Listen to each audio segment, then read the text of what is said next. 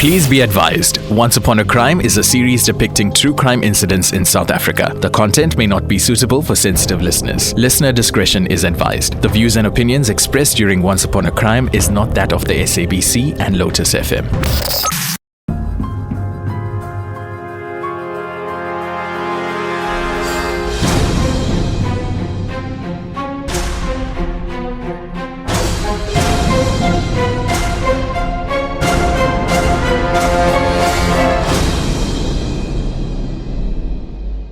Hello and welcome to the finale of Season 2, Once Upon a Crime, brought to you by The Night Cafe. My name is Keshav Das. I'm your host of the show right here on Lotus FM. Now, today's case is about another serial killer, but this time it offers a very unique perspective as we get to chat to the man who was instrumental in putting a violent and terrifying killer behind bars. For too long, the residents of Philippi in the Western Cape knew him as the man who haunted their nightmares. But somewhere along the line, he became known as the Jesus Killer. But now retired Captain Jonathan Morris knew him as the man whose mind he had to get into, and eventually by his name, Jimmy Maketa. The man who would become known as the Jesus Killer actually started his crime long before he came on the radar of the people of Philippi. His crimes in that community started in the winter of 2005. What made the serial killer different from Moses Sithole, who we covered last week, is that there was usually no attempt to lure the victims. Instead, women in Philippi began experiencing blitz attacks in which they were pounced upon, often while walking in the area, dragged to a secluded location, and raped and murdered. As is often the case, an official determination of all the crimes being linked to a serial killer didn't happen for quite some time, and it would be community members who would first raise the alarm in saying that there seemed to be connections between these attacks. Captain Morris, can you tell us why we often see the police being quite hesitant to officially say that there is a serial killer at large? Are they worried about scaring the public, or is it more strategic because they don't want the killer to know that they're onto them? I will say there's a bit of both. Usually serial killers come back to the crime scene and they will also watch how you do your investigation. And the police do have a strategic, but in the most of the cases, police don't want to put fear into the public. That's why they won't tell you immediately that there's a serial killer on the loose. But in this case, after 2-3 murders, it became quite clear that there was a serial killer on the loose because the modus operandi was the same. That makes sense. Another thing that was quite different about this killer from some others that we've seen was that although his core modus operandi stayed the same, his pattern was quite unpredictable because it seemed like he was being opportunistic in his crimes. Sometimes he would attack women alone. Other times it would be couples. Occasionally, his rape victims would be left alive, and some victims were found floating in irrigation dams in the area. But the core of the crimes would always be similar enough that it seemed clear that this was definitely one person committing the crimes. The killer then started leaving strange notes and messages taunting victims. In one case, when a victim's body wasn't found, perhaps what he felt was soon enough, he actually left a note telling residents where to find her body. After several residents lost their lives in November 2005, SAPS was quite under pressure and an arrest was made in the case at that time. We now know that the initial investigation into this case was not to standard, and of course the first man that they arrested was actually not the killer. The DNA from the rape cases and other evidence actually cleared him as a suspect, and he was released and the charges were dropped. It was then suggested that the case be handed over to a detective who had a phenomenal record of arrests, confessions, and successful convictions, and that is when Captain Morris came on board. Captain Morris, can you tell us, what do you remember about when you were first approached to take this case on? I wasn't actually approached. The cases were just dropped at my office and I wasn't identified as the person who's going to investigate these cases. I think it was on the 6th of December. And by that time, I I was really shocked and stressed out because I was sitting with a load of other cases. But the first thing that I did is to phone the the senior public prosecutor at Wynberg, because she lodged a complaint with our commissioner after they saw that no further charges was added to the guy that was wrongfully arrested. So I had to go through the dockets and revisited the crime scenes and interviewed each a victim. And I got a hold of a certain victim, Sally van die Kerk. She was raped. The guy got through the roof and he raped her and he drank of his wine, and then he went back through the roof, but then he dropped his cell phone. And the investigator that took a statement, she handed the cell phone to him, but there was no recording in all the dockets about the cell phone that was found. And we went to Philippi, and that's where I located the cell phone. I took the cell phone to our office, and luckily there was no pin. All we needed on the cell phone was a charger. And after we charged the cell phone, I located eight phone numbers to a specific guy. And when I phoned the number, I got hold of the suspect's son. I told him that I picked up the phone and I wanted to hand the phone over to his father. He identified his father as the owner of the phone. And that's when we went to Grabouw, interviewed him there, and the family, who gave us a good description of us and a background of his upbringing. And I spoke to his ex-wife, and they gave us address in Rocklands. And we went to that address in the Rocklands, but that time he was already out of Rocklands. He was living in the bush somewhere. And 2 weeks after we got the phone, the rapes also stopped. And the murder stopped. That means he left his comfort zone. I call it a comfort zone because he was very comfortable in killing people on the farms. And that's where he ran to Claremont. And we followed up. The specific morning on the 20th of December, I had that feeling, that inner feeling that today is the day that we're going to arrest that guy. I was patrolling in Rocklands near his address, and while we were laying in on the hills, me and my partner, late Captain van der Heever, we were making jokes. What we're gonna do if we see him?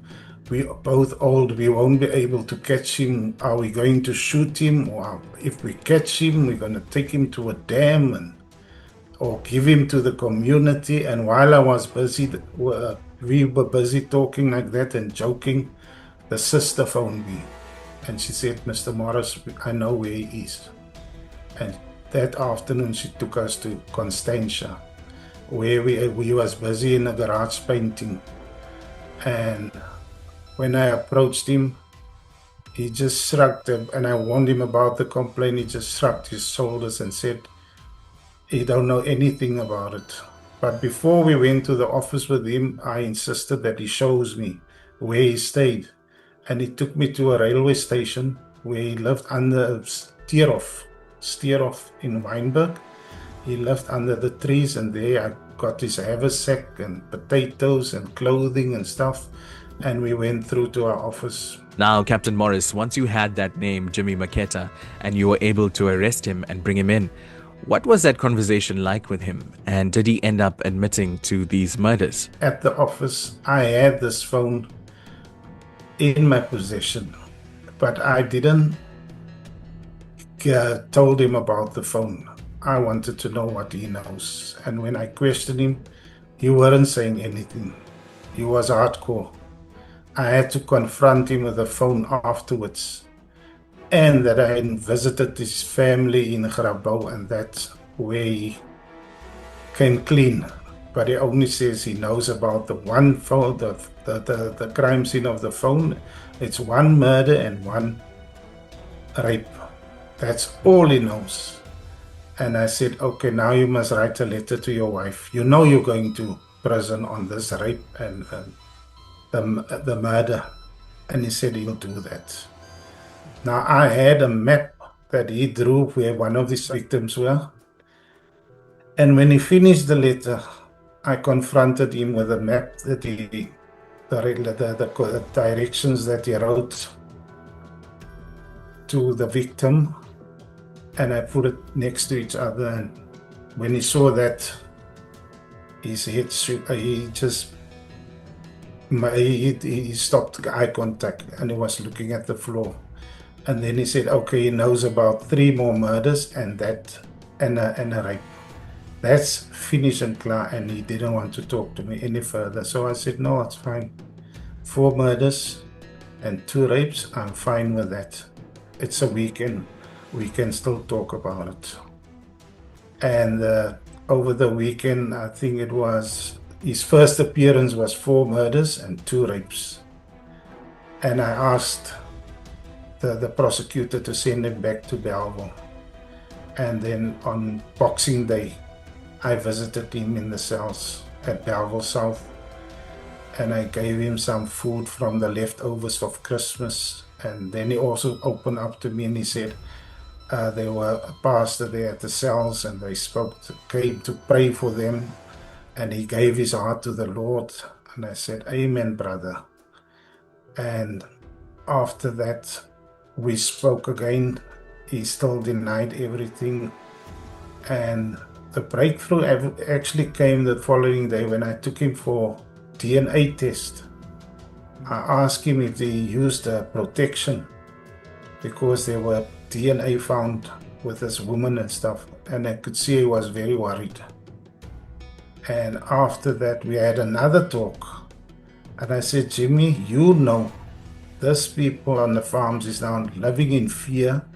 They're not living at their homes. They're living in squatter camps. But you know what you know. You are here. Do you think it's fair for that people to live on the farms like that?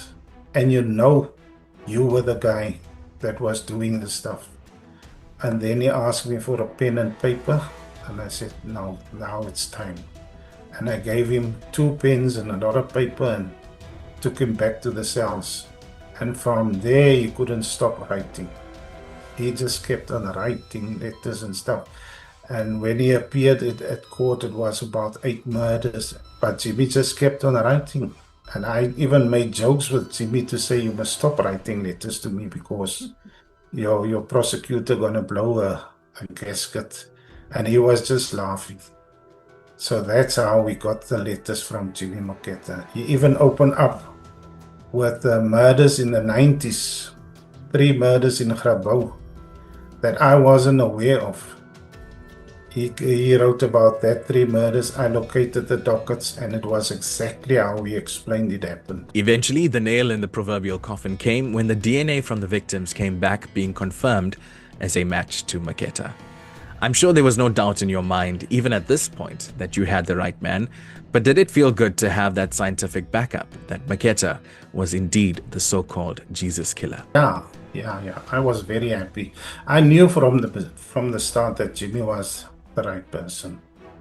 When I went through the office, the dockets and stuff, and he confirmed everything that's in the docket, so I knew I got the right guy. Luckily, I was a captain that time when he made this confessions by writing his own confessions. I just made sure that he signed his confessions. And the DNA was the nail in the coffin. Maketa eventually pleaded guilty in 2007 to 18 counts of rape, 16 of murder, 6 of housebreaking, 2 of robbery, 2 attempted murders, 2 assaults, and 1 kidnapping.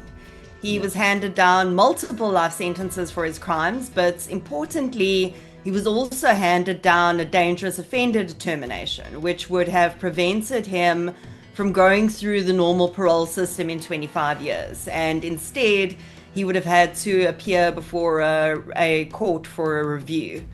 I say would have because Jimmy didn't make it that far and he passed away in prison several years later. Captain Morris, I'd like to know, and I'm sure the listeners and viewers would like to know as well, What was Jimmy Maketa like as a person? Soft-spoken, well-mannered. You won't say if you walk past him during the day that he's that type of person. So he could blend in the community. But when he was on his own at night and he goes to the farms, then he became this weird person that killed harmless people. Your book about your career is called Confessor Cop, and you were known as that detective who could get a confession out of even the most hardened criminal. I'd like to know, what was your approach like? Is it like the interrogation that we would see in movies, or was there more of a personal approach? What was your secret behind connecting with these people? Respect. Respect goes a long way. You know, most of the cases that's in the book, before arrest, I didn't expect what I'm going to see when I arrest them. They look like lost boys. I'm also a guy that grew up in poverty, and I know what it is to live in a rural settlement. I've lived in a shack for many years, so I knew where they come from. I give them a bit of my background, and then I delved into their background and I always promise them that there is light at the end of the tunnel. What is the dangerous offender determination, and why is it important? When the death sentence was abolished in South Africa, the highest sentence available for our courts became the life sentence. And that was structured sort of post 2004, 2005 as a minimum of 25 years incarceration, so in prison. And then you are eligible for parole, but it's not necessary that you will get parole. Your entire natural life is spent under the auspices of the Department of Correctional Services. It just depends whether you serve all of that in prison or not. The enhancement that we have to our life sentence, which, in other countries in the world, they have what is called a whole life tariff, which means no parole. In South Africa, because of our constitution, we do not have a no parole as such, but what we have is the dangerous offender determination, which is a determination that is handed down after sentencing and after several additional reviews, including additional psychiatric reviews and a decision by the judge, of course, that the offender in question is so dangerous to society that the standard terms of the life sentence and that eligibility for parole at 25 years remains a risk. Because we know that our parole system is not perfect. We have had, unfortunately, many parolees who have gone on to commit crimes again. So in South Africa, when this determination is passed, it means that the offender will not follow the ordinary parole regulations at a period that the judge determines, whether it's 25 years or 30 years, whatever they determine at the time. That offender will then appear before the judge again, instead of in front of a parole board. And the judge will determine whether they are fit to be heard for eligibility for parole. So it's sort of an additional layer of protection for these individuals who often have antisocial personality disorder traits. Colloquially we call it psychopathy. These traits, like Jimmy, that, as Captain Morris said, makes them incredibly dangerous individuals. Well, thank you so much. And that is where we wrap up this episode and season 2 of Once Upon a Crime, brought to you by the Night Cafe. Thank you for joining us.